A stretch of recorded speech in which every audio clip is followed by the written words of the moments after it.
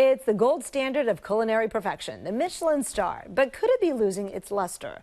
Our media partner at the San Francisco Standard has written an article tracking a new trend among Bay Area chefs. Some of the best are giving up trying for the Michelin star. Why? Joining us live now to answer that question is Sarah Holtz, arts and culture reporter for the Standard. Sarah, thanks for coming on the show. Thanks so much for having me. Real quickly, I think most people know Michelin star is awarded to the best restaurants. You get 1, 2, 3 stars. Why does it mean so much historically? Yeah, so Michelin stars have always been very exclusive and prestigious. It started as an award given by Michelin, the French tire company, around 1900 when they started publishing a travel guide of hotels and restaurants, first only in France, and then it expanded to Western Europe. But it wasn't until 2005 that American restaurants were even eligible for the award. So it's always been very exclusive. French cooking has always kind of guided American fine dining. And so after 2005, Michelin came to San Francisco, and then restaurants like the French Laundry and Chez Panisse began winning Michelin stars, and so it's always just been sort of the high watermark of fine dining. And if you have a star or 2 stars, perhaps even 3, that's business. You can, get recognition, raise your prices, all that kind of stuff. But why are Bay Area chefs, according to your article, saying, forget it now? Some of them are just walking away. Tell us what's happening and who's doing it, who's giving it up. Right. So this is something that we started tracking late last year when we found out that Chef David Kinch of Manresa, a restaurant with a coveted 3 Michelin stars in Los Gatos, was closing his restaurant. And we'd also heard that Chef Aaron London last year closed Al's Place, a Michelin-starred restaurant in the Mission. And basically, since the pandemic, there's been a big question among chefs and the restaurant world of, is the Michelin star model sustainable? And with so many chefs like the ones I just mentioned leaving, it's sort of starting this wave of questioning of, is this model sustainable when it's causing so much pressure?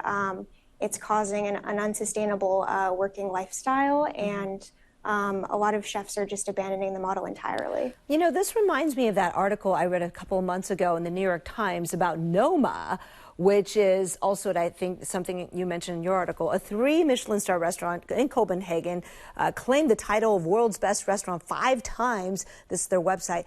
They're closing next year, moving to an e-commerce model, and the chef said that it's time for high-end restaurateurs to completely rethink kind of this industry. Why? Like, what is it that they have to rethink? And when you say unsustainable, what do you mean by that? Is it a money thing? Is it a time thing? Is it a doesn't allow them to be creative thing? What is it?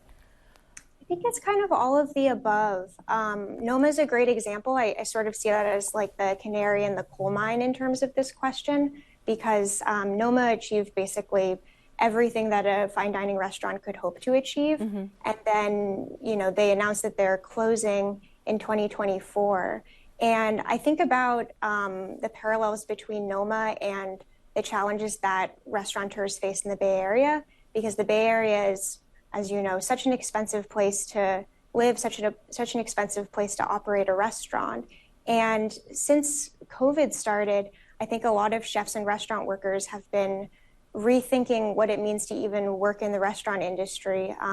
Often, restaurant workers are working 11, 12-hour days for inadequate pay, a lack of health benefits. And so I think with Michelin being this high watermark, restaurateurs and chefs in the Bay Area are asking themselves those same questions. So it's an unsustainability of keeping things consistent. When you have a Michelin star, you have to keep your dishes extremely consistent, because one anonymous inspection could mean that you could lose your star entirely. And so it's a lot of pressure, and it's proven unsustainable for many. Yeah, I mean, I know people think the restaurants must be making so much money because they charge a lot for that 10-course meal, but really it costs so much. So does this mean some of these best chefs could be moving towards a model where the food is more popularized, maybe cheaper, but they can produce more and more for us, the common eater, if you will? Yeah, I think so. I think a lot of these chefs are, turning away from their fine dining models and moving towards more casual concepts. But I would like to say that most of the chefs that I did interview who are still finding themselves working within this Michelin model, chefs like Harrison Cheney, who recently moved to San Francisco from the UK. He's been working in Michelin-starred restaurants since he was a teenager. And basically, his takeaway is that, he still needs to be working in the Michelin model. All right. Well, and he's still working on those accolades, but he's working to provide a more sustainable lifestyle for his workers. Thank you, Sarah. I'm sorry, that's all the time we have. I hope people will read sure. your article on sfstandard.com. We'll be right back. Thanks for having me.